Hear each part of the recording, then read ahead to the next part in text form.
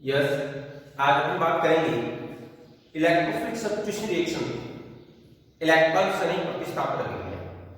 Type of reaction की बात यदि करें ऑर्गेनिक के अंदर मैकेनिज्म का सबसे इंपॉर्टेंट जो पार्ट होता है टाइप ऑफ रिएक्शन, जो कि पूरी ऑर्गेनिक के अंदर इसका बड़ा रोल रहता है। उसके अंदर मेन जो है टाइप ऑफ रिएक्शन का एक पार्ट इलेक्ट्रोफिलिक सब्स्टिट्यूशन रिएक्शन, जो कि 12th के अंदर सारे एरोमेटिक जो कंपाउंड पढ़ेंगे उसके अंदर ये सारी रिएक्शनों का इनका रोल रहेगा। तो किस प्रकार से क्या होगा ये हम बात करेंगे इलेक्ट्रोफिलिक सब्स्टिट्यूशन रिएक्शन, इलेक्ट्रॉन क्षणिक प्रतिस्थापन।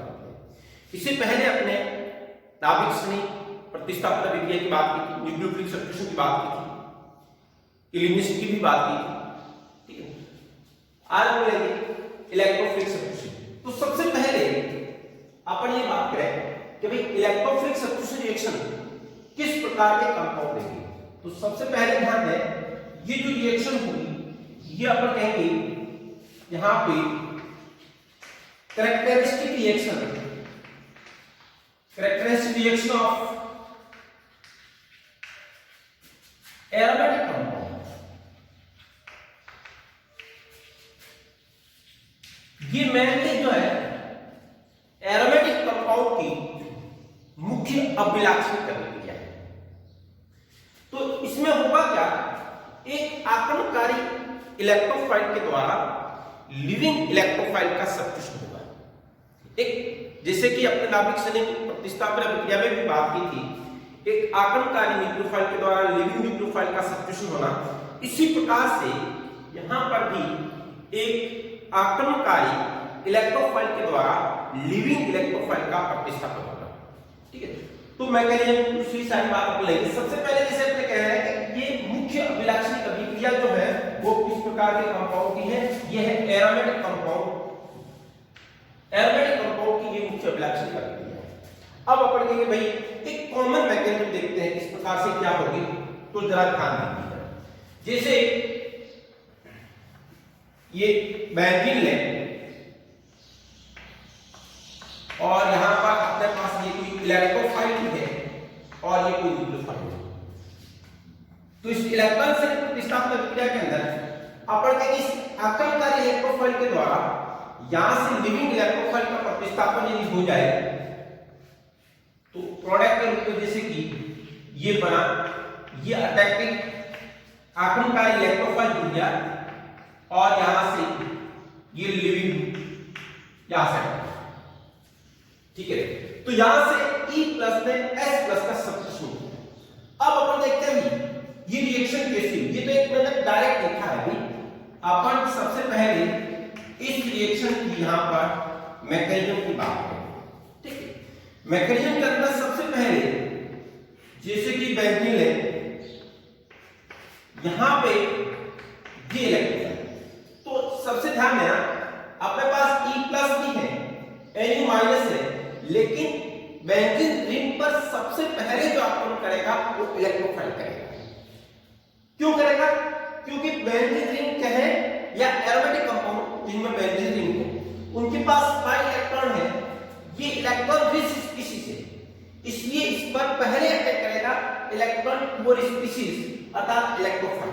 इसलिए ध्यान रखना बेंजीन रिंग पर पहले अटैक हमेशा कौन करेगा, इलेक्ट्रोफाइल। तो जैसे ही इलेक्ट्रोफाइल यहां पर अटैक करेगा उसी समय यहां पर ये पाई इलेक्ट्रॉन का इधर पोलराइजेशन होगा।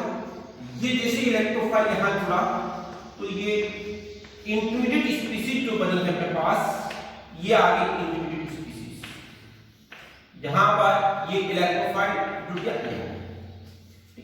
यहां पर जैसे ही इलेक्ट्रोफाइल यहां अटैक किया उसी समय ये पाई इलेक्ट्रॉन इधर आ गया, यहां माइनस या प्लस, इस माइनस पर इलेक्ट्रोफाइल अटैक किया, इंटरमीडिएट क्या बना, carbocation, arenium ion. Carbocation benzene ring पर प्लस आ गया, इसको एरेनियम आयन कहते हैं। अब जो इंटरमीडिएट कार्बोकेटाइन बना है अपन जानते हैं इसमें रेजोनेंस पॉसिबल, तो आप इसकी ये रेजोनेंस स्ट्रक्चर लिख सकते हो। ठीक है, रेजोनेंस स्ट्रक्चर के अंदर जैसे ये पाई इलेक्ट्रॉन आ गया तो यहां पर अगली इसकी रेजोनेंस स्ट्रक्चर अपन ये लिख सकते हैं और यहां पर ये प्लस आ गया। अगली इसकी रेजोनेंस स्ट्रक्चर यदि लिखें तो तो ये लिख सकते हैं, ठीक है। अर्थात ये पाई इलेक्ट्रॉन जो है वो यहां पे आ गया और यहां पर ये प्लस ये अगली इंटरमीडिएट स्पीशीज आ गई। तो यहां पर ये जो इंटरमीडिएट कार्बन केटाइन बना है ये इसकी तीनों रेजोनेटिव स्ट्रक्चर है, ठीक है। इन तीनों रेजोनेटिव स्ट्रक्चर को मिला के एक संकृत अनुनादी संरचना लिखे हैं। तो मैं इस तरीके से लिख सकता हूं, यहां पर तीनों रेजोनेटिव स्ट्रक्चर को मिलाकर एक संकृत अनुनादी संरचना लिखे हैं। तो इस तरीके से मैं लिख सकता हूं, यहां पर ये पॉजिटिव जो है ना, ये पॉजिटिव यहां से यहां तक रेजिस्ट कर रहा है, जैसे यहां से यहां तक आया, फिर यहां गया, फिर वापस आएगा, तो ये पॉजिटिव यहां आ जाएगा। फिर अर्थात पॉजिटिव पूरी रिंग पे डीलोकलाइज नहीं कर रहा है, पॉजिटिव केवल डीलोकलाइज्ड विस्थापित या अनुमान यहां से यहां तक कर रहा है। अर्थात अपन इसको डॉट डॉट लाइन से ये प्लस लीजिए, इसका अर्थ है पॉजिटिव यहां से यहां तक रेजिस्ट कर रहा है, ये पूरी रिंग पे डीलोकलाइज करता है तो पूरा गोला लेगा, ठीक है। इसलिए यहां से यहां तक अनुवाद करेगा। ये जो इंटरमीडिएट स्पीशीज बनी है इसको अपन कहेंगे सिग्मा कॉम्प्लेक्स या इसको कहते हैं व्यूलेट आयन। बाकी तो ये अपन जानते हैं इंटरमीडिएट कार्बन केटाइन में कार्बोनाइड के उस रूप में कार्बन केटाइन बनता है। ये संयुक्त अनुवादी संरचना बनी है, इसको अपन क्या कहेंगे यहाँ पे सिग्मा कॉम्प्लेक्स या इसको कहेंगे व्यूलेट। हाँ, जो ये पहला स्टेप है आपका, ये जो पहला स्टेप है ये स्टेप जो होगा ये स्लो स्टेप है, ये स्लो स्टेप, और स्लो स्टेप जो होगा वो आरडीएस होगा, रेट डिटरमाइंड स्टेप होगा, ठीक है। अब इसके बाद दूसरा स्टेप की बात करें यहां पर, ये जो सेकंड स्टेप लिया जो कि अपन जानते हैं ये स्टेप फास्ट स्टेप होगा, ये जो स्टेप होगा फास्ट स्टेप होगा, ठीक है। यहां पे इसको मैं नीचे लिख देता हूं, ये फास्ट स्टेप हो गया। अब सेकंड स्टेप में जरा देखिए, जो Nu माइनस है, ये जो Nu माइनस लिया आपने, ये Nu माइनस, ये कहने का ये हुआ, मैं कह रहा हूं ये नेगेटिव स्पीशीज है और किसी रिएक्शन के अंदर नेगेटिव स्पीशीज टू टाइप से काम करती है। जरा ध्यान देना, टू टाइप से, एक तो एक्ट एज ए न्यूक्लियोफाइल, एक negative species act as a base. तो किसी रिएक्शन के अंदर जब नेगेटिव स्पीशीज आए तो आप दिमाग में दो बात काम लाएं कि भाई इसको मैं एज ए न्यूक्लियोफाइल की तरह यूज करूं या एज ए बेस की तरह काम करूं, ठीक है। तो जहां एसिड बेस रिएक्शन पॉसिबल होती है वहां नेगेटिव स्पीशीज पहले बेस की तरह काम करता है, अर्थात पहले एसिड बेस रिएक्शन होती है। लेकिन यहां पर एसिड बेस में यदि नेगेटिव स्पीशीज बेस की तरह काम करे और यहां से H प्लस को ले ले, ठीक है, तो यहां पर स्पीशीज अपने पास ये जो है नेगेटिव स्पीशीज यहां से किसको ले ले, एसिडिक हाइड्रोजन को ले ले, बेस की तरह कार्य करते हुए यहां से एसिडिक हाइड्रोजन को ले ले, तो प्रोडक्ट जो बना है वो ये बना। अर्थात यहां पर ये नेगेटिव स्पीशीज किसकी तरह काम कर रही है, बेस की तरह। तो फिर बात आता है यहां पे ये पॉजिटिव है, ये न्यूक्लियोफाइल की तरह कार्य क्यों नहीं करेगा, क्योंकि न्यूक्लियोफाइल की तरह ये कार्य करता ही नेगेटिव स्पीशीज। तो यहां जैसे ही जुड़ेगा तो रिंग की एरोमेटिसिटी डिस्टॉर्ट हो जाएगी। रिंग की एरोमेटिसिटी बढ़ने के कारण ये aromatic compound electrophilic addition reaction ना देके इलेक्ट्रोफिलिक सब्स्टिट्यूशन रिएक्शन देंगे, क्योंकि यदि पहले इलेक्ट्रोफाइल को यहां जुड़ा और फिर यदि न्यूक्लियोफाइल को यहां जोड़ दें, अर्थात पहले इलेक्ट्रोफाइल जुड़ा और फिर यदि न्यूक्लियोफाइल जुड़ा तो वो रिएक्शन कौन सी हो जाएगी, इलेक्ट्रोफिलिक एडिशन रिएक्शन, जो कि एल्कीन और एल्काइन की मेन कैरेक्टरिस्टिक रिएक्शन है। लेकिन aromatic compound electrophilic addition reaction नहीं देंगे, क्योंकि यदि आप इलेक्ट्रोफिलिक एडिशन रिएक्शन कराओगे, जैसे पहले इलेक्ट्रोफाइल जोड़ दिया, अब आप यहां पे न्यूक्लियोफाइल जोड़ोगे, तो रिंग की जो एरोमेटिसिटी है वो डिस्टॉर्ट हो जाएगी, प्रोडक्ट की स्टेबिलिटी कम हो जाएगी। इसलिए ध्यान रखना, aromatic compound electrophilic addition reaction ना देंगे, इलेक्ट्रोफिलिक सब्स्टिट्यूशन रिएक्शन देंगे। अर्थात सेकंड स्टेप में जो नेगेटिव स्पीशीज है वो न्यूक्लियोफाइल की तरह कार्य करते हैं, एज ए बेस की तरह कार्य करते हैं, यहां से एसिडिक हाइड्रोजन को ले लेगा और जैसे यहां से एसिडिक हाइड्रोजन को ले लेगा बेस की तरह कार्य करते हुए, तो यहां से ये इलेक्ट्रॉन इधर आ गया, अर्थात तो ओवरऑल इस रिएक्शन को आप देखें तो यहां से कौन हटा, H+, जुड़ा कौन, ठीक है, E+, जुड़ा कौन, E+, तो E+ ने किसका सब्स्टिट्यूशन कराया, H+ का, अर्थात रिएक्शन कौन सी होगी, इलेक्ट्रोफिलिक सब्स्टिट्यूशन रिएक्शन। तो एरोमेटिक कंपाउंड की जो है वो ये मेन कैरेक्टरिस्टिक रिएक्शन है, ये अपने एक कॉमन मैकेनिज्म है, इसी मैकेनिज्म के थ्रू अपन सारे एरोमेटिक कंपाउंड की रिएक्शन लिखेंगे। अब जरा ध्यान देना, अपन क्या चेंज करेंगे, जरा ध्यान देना, अलग अलग रिएक्शनों में इलेक्ट्रोफाइल, न्यूक्लियोफाइल, इलेक्ट्रोफाइल एलिमेंट बनता रहेगा। तो सबसे पहले आपको किसी रिएक्शन का nitration, sulphonation, halogenation, alkylation, acylation, formylation, carboxylation, जो भी रिएक्शन ले रहे हैं, सबसे पहले आपको देखना इलेक्ट्रोफाइल क्या है, ठीक है।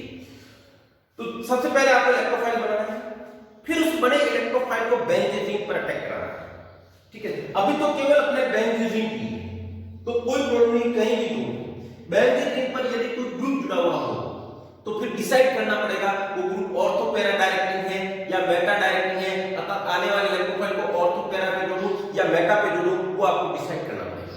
ये सारी बातें अपन आगे लेक्चर के अंदर लेंगे, ठीक है। तो सबसे पहले ध्यान ये रखना है, एरोमेटिक कंपाउंड की मेन कैरेक्टरिस्टिक रिएक्शन जो है वो इलेक्ट्रोफिलिक सब्स्टिट्यूशन है। सबसे पहले आपको इलेक्ट्रोफाइल बनाना है, इलेक्ट्रोफाइल को यूं अटैक करा के सब्स्टिट्यूशन के द्वारा प्रोडक्ट बनाना है। ये एक अपने कॉमन मैकेनिज्म थी जिसका इंटीग्रेट अपन जानते हैं सिग्मा कॉम्प्लेक्स।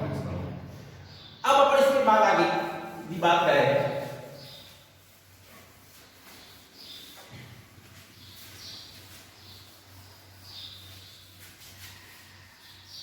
हाँ आगे एक रिएक्शन जैसे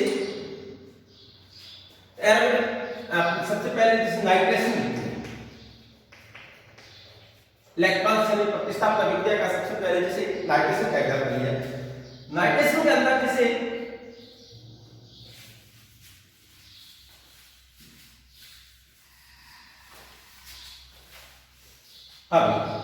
नाइट्रेशन में ये बेंजीन है,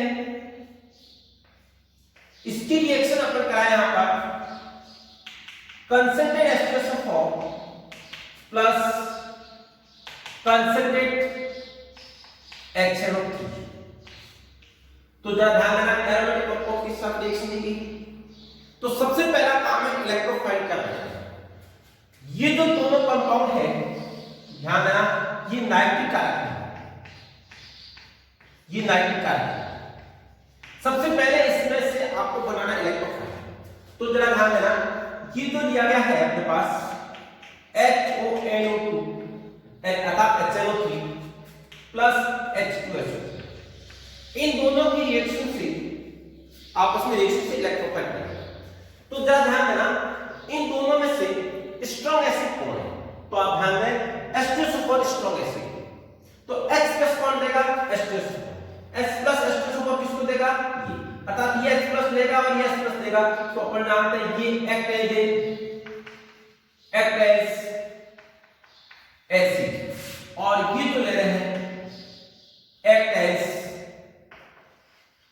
बेस, अर्थात इस रिएक्शन के अंदर ये H+ देगा, ये H+ लेगा, then act as acid and act as base, क्योंकि स्ट्रॉन्ग एसिड है तो इसने इसको H+ दिया, H+ ने यहां अटैक, जैसे ही H+ ने यहां अटैक किया, ये स्थिति आ गई अपने पास, H+ यहां जुड़ गया इस ऑक्सीजन पर लॉन्ग पेयर, याद किया ऑक्सीजन पर प्लस आ गया और ये रह गया NO2 एंड प्लस H+ देने के बाद HHO4 माइनस, और अब यहां से ये गुड लिविंग ग्रुप हो गया, अर्थात ये गुड लिविंग ग्रुप जो है वो यहां से ये लिविंग ग्रुप हट जाएगा, और इस लिविंग ग्रुप के हटने के बाद ये जैसे लिविंग ग्रुप हट गया, ये हटने के बाद H2O प्लस NO2 प्लस ये बन गया, अर्थात ये जो है ये बन गया नाइट्रोनियम आयन, जो कि एक्ट एज इलेक्ट्रोफाइल, किस चित्र का करेगा, इलेक्ट्रोफाइल। अर्थात कोई भी एरोमेटिक कंपाउंड की कहीं भी नाइट्रेशन रिएक्शन लें, अर्थात H+O4 HNO3 के साथ लें, तो सबसे पहले ध्यान रखना, ये अभी तो अपने मैकेनिज्म लिखी है, डायरेक्ट आगे लिखेंगे अपन, इलेक्ट्रोफाइल के रूप में क्या बनेगा, NO2+। समझ रहे हो? तो नाइट्रेशन के अंदर यदि नाइट्रिक H2SO4 और HNO3 लेंगे तो उन दोनों की इस प्रकार रिएक्शन से इलेक्ट्रोफाइल के रूप में बनेगा NO2+। अब ये NO2+ है, ध्यान रखना। अब अपन इसकी रिएक्शन की वापस में नहीं लिखेंगे, ये लिखी हुई है। अब जहां E+ है वहां कौन आ गया? NO+, E+ लीजिएगा, ठीक है। तो जैसे जैसे जहां E लिखा हुआ है वहां इलेक्ट्रोफाइल के रूप में कौन आ गया? NO2। अर्थात जैसे E+ ने यहां से H+ का सब्स्टिट्यूशन किया, इसी तरीके से ये NO2+ यहां से H+ का सब्स्टिट्यूशन कर देगा। अर्थात यहां पर मैं सीधा लिख देता हूं, प्रोडक्ट में बनेगा ये आ गया नाइट्रोजन। कोई चेंज नहीं, मैकेनिज्म सभी एरोमेटिक कंपाउंड के जो अपन इलेक्ट्रोफिलिक सब्स्टिट्यूशन रिएक्शन लेंगे उसकी कॉमन मैकेनिज्म यही रहेगी। अर्थात सबसे पहला काम इलेक्ट्रोफाइल बने इलेक्ट्रोफाइल को बेंजीन पर अटैक कराएं, इंटरमीडिएट बनाएं, फिर वहां से लिविंग जो ग्रुप है इलेक्ट्रोफाइल उसको वहां से रिमूव करें। इस तरीके से अट्रैक्टिंग इलेक्ट्रोफाइल के द्वारा वहां से लिविंग इलेक्ट्रोफाइल का सब्स्टिट्यूशन हो जाएगा और इस प्रकार इलेक्ट्रोफिलिक सब्स्टिट्यूशन से आगे प्रोडक्ट बनते जाएंगे, जिसमें से सबसे पहला तो हमने लिया यहां पर नाइट्रेशन, ठीक है। तो ध्यान देना, ये जो NO2+ बना है इलेक्ट्रोफाइल, ये E+ की जगह रखोगे तो ये मैकेनिज्म हो जाएगी। अर्थात जिस तरीके से E+ ने H+ का सब्स्टिट्यूशन किया है उसी तरीके से यहां पर NO2+ के द्वारा H+ का सब्स्टिट्यूशन कर दिया जाएगा और इलेक्ट्रोफिलिक सब्स्टिट्यूशन रिएक्शन के द्वारा इस प्रकार से ये प्रोडक्ट बन जाएगा, अर्थात नाइट्रोजन। ठीक है भाई? हाँ, तो इसमें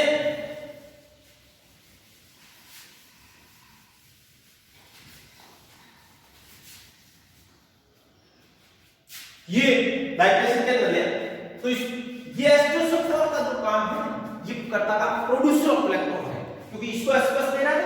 तो कई बार ये भी पूछ लेते हैं कि भाई इसमें H2SO4 का क्या काम है? तो प्रोड्यूसर ऑफ इलेक्ट्रोफाइल को बनाने में हेल्प करना है, ठीक है। अब यहां पे एक लिखे, मैंने जैसे क्वेश्चन दिया जाए यहां पे बेंजीन के रूप में ये लिया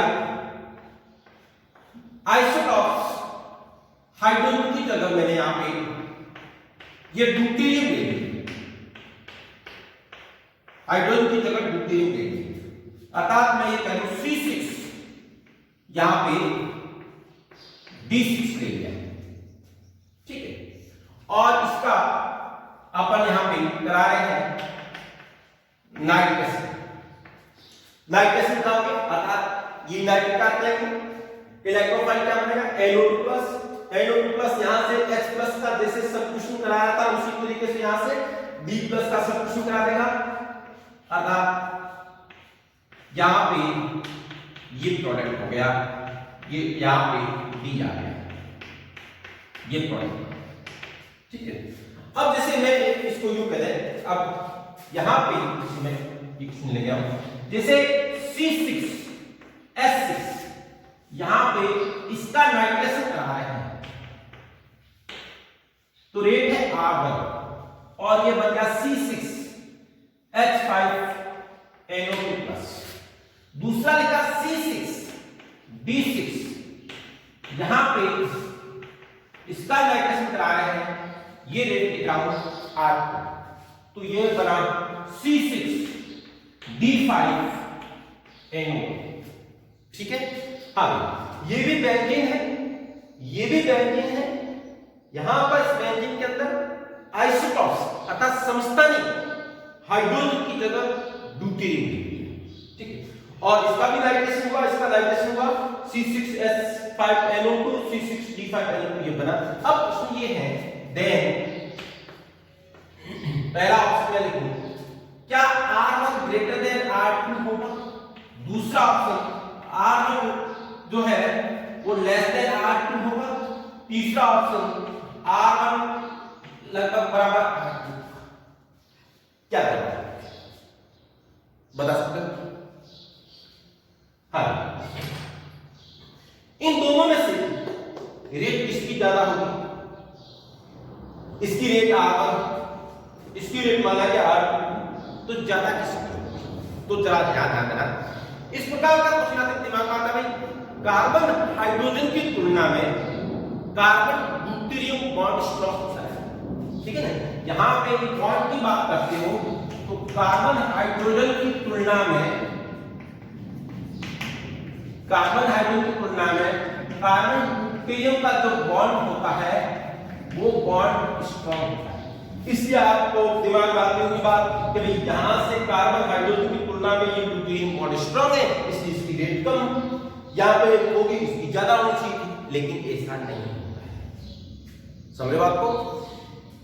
इसका रीजन क्या, आप वापस मैकेनिज्म पे जाए, जो अपने इससे पहले लिखी मैकेनिज्म पे जाए, उसमें आप देखना मैकेनिज्म के अंदर दो स्टेप लिखे। पहला स्टेप तो था स्लो स्टेप, वो उसका आरडीएस था, रेट डिटरमाइन स्टेप। दूसरा स्टेप फर्स्ट था।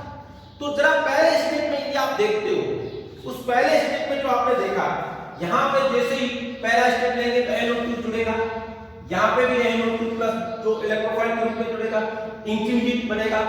तो जो इंटरमीडिएट कार्बोकेटाइन जो बना है उसके अंदर पहले स्टेप के अंदर हाइड्रोजन या ड्यूटेरियम को हटने की जरूरत नहीं है, अर्थात रेट डिटरमाइन स्टेप में हाइड्रोजन ड्यूटेरियम नहीं हटता है, अर्थात हाइड्रोजन ड्यूटेरियम आसानी से हटे इसके आधार पर अपन रेट का डिसाइड नहीं कर सकते।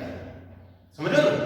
हाँ भाई, तो फिर आपको कैसे, तो जरा ध्यान देना, फर्स्ट स्टेप जो इस रिएक्शन का है वो रेट डिटरमाइन स्टेप, समझ लो? फर्स्ट स्टेप जो आपने लिखा था मैकेनिज्म के अंदर अभी, वो रेट डिटरमाइन स्टेप में उस रिएक्शन के अंदर आप इंटीग्रेट कार्बोकेटाइन बनेगा और बेंजीन वहां पर दोनों में बेंजीन, तो जो इंटीग्रेट कार्बोकेटाइन बनेगा वो लगभग सेम स्टेबिलिटी का बनेगा। समझ रहे बात को? क्योंकि वहां दोनों के अंदर C6H6 या C6D6, अंतर केवल किसका है, समस्थानिक का अंतर, ठीक है। तो रेट डिटरमाइन स्टेट में जो इंटीग्रेट कार्बोकेटाइन बनेगा वो जो बनेगा वो लगभग सेम स्टेबिलिटी बनेगा, क्योंकि रिएक्शन की रेट अपन आगे बात करेंगे, उसका जो डिसाइड करेगा वो करेंगे बने इंटरमीडिएट कार्बोकेटाइन की स्टेबिलिटी के आधार पर डिसाइड करेंगे, जो आगे अपन बात करेंगे। तो इसलिए ध्यान रखना, यहां पर कहने का है कार्बन हाइड्रोजन की तुलना में कार्बन ड्यूटेरियम बॉन्ड स्ट्रांग होता है, तो बॉन्ड ब्रेक के आधार पर डिसाइड नहीं कर पाएंगे, क्योंकि बॉन्ड का ब्रेक सेकंड स्टेप में होता है और सेकंड स्टेप जो है इस रिएक्शन का वो रेट डिटरमाइन स्टेप नहीं है, रेट डिटरमाइन स्टेप है फर्स्ट स्टेप, और फर्स्ट स्टेप में हाइड्रोजन ड्यूटेरियम को हटने की जरूरत नहीं है, इसलिए उसके आधार पर डिसाइड नहीं कर पाएंगे। तो क्या रखेंगे, इसलिए दोनों की रेट जो आंसर होगा वो ये रहेगा, अर्थात R1 लगभग R2, दोनों की रेट बराबर होगी।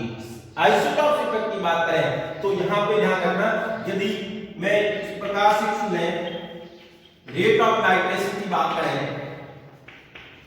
ठीक है, rate of nitration of C6H6 C6D6 C6P6 hydrogen deuterium tritium, ये हाइड्रोजन के समस्थानिक है, ठीक है। तो हाइड्रोजन के समस्थानिक है, बेंजीन नहीं है, ये भी बेंजीन केवल यहां हाइड्रोजन की जगह ड्यूटेरियम ले लिया या ड्यूटेरियम की जगह ट्राइटिरियम ले लिया, आइसोटॉप चेंज किया, ठीक है। तो इसलिए ध्यान रखना, यहां पर रेट जो रहेगी वो इनकी लगभग बराबर रहेगी, क्योंकि आइसोटॉपिक इफेक्ट रेट यहां नहीं कर रही है, क्योंकि पहले स्टेप के अंदर जो इंटरमीडिएट कार्बोकेटाइन बन रहा है, रेट डिटरमाइन स्टेप जो बन रहा है उसमें हाइड्रोजन ड्यूटेरियम नहीं हट रहा है, अर्थात हाइड्रोजन ड्यूटेरियम ट्राइटिरियम के हटने के आधार पर अपन रेट का डिसाइड नहीं कर पाएंगे, वो हाइड्रोजन ड्यूटेरियम सेकंड स्टेप बन रहा है जो कि फर्स्ट स्टेप है, और उसके आधार पर रेट का डिसाइड नहीं होती है, ठीक है।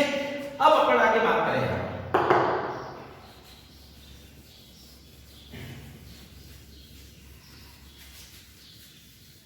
हाँ भाई, तो अपन एरोमेटिक कंपाउंड की इलेक्ट्रोफिलिक सब्स्टिट्यूशन रिएक्शन की बात जो कर रहे थे, ठीक है, जिसका सबसे पहला तो लिया आपने नाइट्रेशन, ठीक है, इलेक्ट्रॉन प्रतिस्थापन प्रक्रिया के अंदर सबसे पहला जो लिया है वो है नाइट्रेशन। अब अपन दूसरी रिएक्शन आगे की बात करेंगे,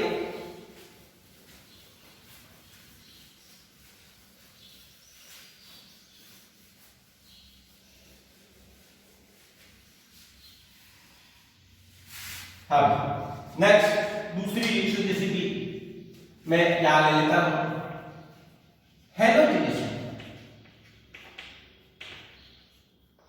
हैलोजिनेशन, ठीक है। हैलोजिनेशन की बात करें यहां पर, तो हैलोजिनेशन अपन कराएंगे यहां पर in presence of Lewis acid. जैसे कि ये बेंजीन लिया है, क्लोरीन की रिएक्शन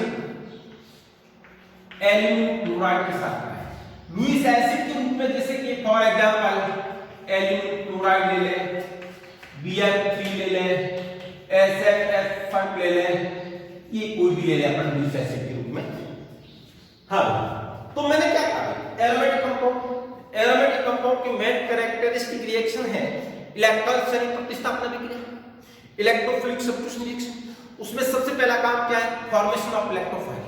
सबसे पहले आपको डिसाइड करना है इलेक्ट्रोफाइल क्या बना। जैसे कि नाइट्रेशन में कहा, नाइट्रेशन में इलेक्ट्रोफाइल क्या बना, NO2+, ठीक है। अब अपन बात करें हैलोजिनेशन, तो कभी इस हैलोजिनेशन के अंदर इलेक्ट्रोफाइल क्या बना, तो हैलोजिनेशन में सबसे पहला काम है अपन को इलेक्ट्रोफाइल को बनाना। तो यहां पे ये जैसे लुईस एसिड है, लुईस एसिड जब क्लोरीन के साथ रिएक्शन करेगा तो यहां से किसको निकाल देगा, Cl, और यहां से क्या बना Cl+ and AlCl4-। अर्थात लुईस एसिड एक कैटलिस्ट है, ये जो है यहां पे एक्ट एज कैटलिस्ट, अर्थात इसका काम है इलेक्ट्रोफाइल का फॉर्मेशन करवाना, ठीक है। ये केवल इलेक्ट्रोफाइल के फॉर्मेशन में हेल्प करता है। तो सबसे पहले लुईस एसिड देखा जाए तो Lewis acid electron deficient species होती है। यहां पे क्लोरीन का लॉन्ग है, तो ये लुईस एसिड यहां क्या करेगा, ठीक है, इसके साथ ये कोऑर्डिनेट बॉन्ड बनाएगा, कोऑर्डिनेट को कोवैलेंट में चेंज करेंगे तो यहां प्लस आ जाएगा, यहां माइनस आ जाएगा और ये बॉन्ड ब्रेक हो जाएगा, ठीक है। इतना करके अपन सीधा लिखें यदि तो सीधा अपन कह सकते हैं कि एल्यूमिनियम क्लोराइड सबसे पहले क्लोरीन को अटैक करके यहां से किसको हटा देगा, Cl को, अर्थात इलेक्ट्रोफाइल क्या बना, Cl+। अब बना Cl+ जो है यहां पर ये बेंजीन को अटैक करेगा और Cl+ अटैक करके ये बना देंगे, वहां से अटैक ऑन H+ वापस यहां से Cl को ले लेगा और HCl को लेगा, ठीक है। हाँ, तो मैं ये कह रहा हूं कि जो अपने कॉमन मैकेनिज्म लिखी थी शुरुआत के अंदर, कॉमन मैकेनिज्म लिखी थी, मैकेनिज्म अभी भी वही है, केवल अपन कहेंगे नाइट्रेशन था तो इलेक्ट्रोफाइल NO2+ बना, NO2+ अटैक किया, H+ का सब्स्टिट्यूशन किया। यहां हैलोजिनेशन की बात कर रहे हैं तो इलेक्ट्रोफाइल के रूप में क्या बन गया, Cl+ बन गया। Cl+ यहां क्या करेगा, मैकेनिज्म वही है जो शुरुआत में कॉमन मैकेनिज्म लिखी थी, E+ की जगह क्या आ गया, Cl+। समझ बात को, E+ की जगह Cl+ आ गया और इस तरीके से ये सब्स्टिट्यूशन के द्वारा हो सकती है। अभी और क्या पता है, कोई भी ले लो, जैसे ये ब्रोमीन ले लिया, AlBr3 ले लिया, या Cl3 ले लो या Br3 ले लो, तो सबसे पहला काम क्या होगा, फॉर्मेशन ऑफ इलेक्ट्रोफाइल। तो यहां पे ब्रोमीन के साथ रिएक्शन करेगा AlBr3 और यहां से किसको हटाएगा, Br2, जैसे Br को हटाएगा यहां पड़ेगा Br+ एंड यहां पे आ गया Br4- और बना इलेक्ट्रोफाइल के रूप में Br, ये बेंजीन को अटैक करेगा और जब बेंजीन को अटैक करेगा और वहां से H+ का सब्स्टिट्यूशन हो गया, ठीक है ना। जैसे E+ के रूप में वहां पे जो बना NO2+ नाइट्रेशन के अंदर, यहां पे जो बन रहा है वो Br+, ये अटैक करके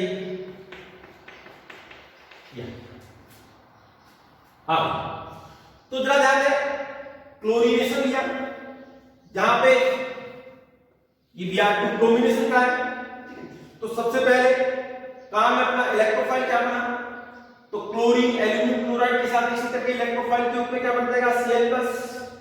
इसी प्रकार से ब्रोमीन AlBr3 लुईस एसिड जो है उसके साथ रिएक्शन करके यहां से Br को लेके इलेक्ट्रोफाइल के रूप में क्या बना, Br+ बना, इलेक्ट्रोफाइल बेंजीन पर अटैक करेगा, वहां से H+ का सब्स्टिट्यूशन करके ये बना। इसी तरीके से आप देख सकते हो यहां पर, जैसे ये बेंजीन लिया, इसकी रिएक्शन यहां पे ICl के साथ क्या एल्यूमिनियम क्लोराइड लिया। तो सबसे पहला काम है अपने इलेक्ट्रोफाइल का फॉर्मेशन करना। तो इलेक्ट्रोफाइल ICl ये रिएक्शन करेगा AlCl3 के साथ, क्लोरीन को अटैक करेगा, यहां से Cl को हटाएगा और यहां बना देगा I+ एट AlCl4-, बना इलेक्ट्रोफाइल के रूप में I+ बेंजीन को अटैक करेगा और जब वहां अटैक करेगा तो ये बन जाएगा हाइड्रोजन। तो इस तरीके से अपन इलेक्ट्रॉन संयुक्त प्रतिस्थापन अभिक्रिया के द्वारा क्लोरोबेंजीन, ब्रोमोबेंजीन, आयोडोबेंजीन ये एरिक हैलाइड करा सकते हैं। ठीक है, तो ये अपने रिएक्शन जो लिखी थी ये लिया अपने हेलोजन। अब यहां पे भी आप आपको दिया जाए इस तरीके से, जैसे रिएक्शन दिया जाए rate of halogenation of C6 S6, ठीक है। यहां पे आपको कराना है ब्रोमिनेशन, जिसे ब्रोमीन के साथ Al3, इसकी रेट R1 है, C6 यहां पे है D6 ब्रोमीन Al3, इसकी रेट R2 है। तो यहां तो प्रोडक्ट बना, ये प्रोडक्ट यहां लिख सकते हो C6S5 Br C6, यहां पे D6 D5 एंड Br। तो जरा ध्यान देना, यहां पे मैं कहूं सेम जो अपने नाइट्रेशन की जो बात की है वो सेम तरीका है कि भाई यहां बेंजीन का सर ब्रोमिनेशन का है, ये भी बेंजीन है, यहां हाइड्रोजन की जगह क्या ले लिया ड्यूटेरियम। तो फिर आपको कहा है रेट तो है इसकी माना कि R1 है, इसकी रेट माना कि R2 है, तो किसकी रेट ज्यादा होगी? तो यहां पे अपन कहेंगे रेट की बात करें तो मैं कह रहा हूं रेट जो रहेगी R1 बराबर R2 रहेगी। अर्थात यहां पर ये जो दिया गया है, ये यहां पर जो दिया गया है बेंजीन ये भी है, बेंजीन ये भी है, इसका ब्रोमिनेशन करा रहे हैं, केवल चेंज यहां पे हाइड्रोजन की जगह आइसोटॉप्स के रूप में ड्यूटेरियम ले लिया है। ठीक है, हाइड्रोजन की जगह आइसोटॉप्स के रूप में क्या लिया गया है ड्यूटेरियम। तो मैं कह रहा हूं इसकी रेट R1 है, इसकी रेट R2 है, तो क्या होगा दोनों की रेट बराबर है। क्यों है?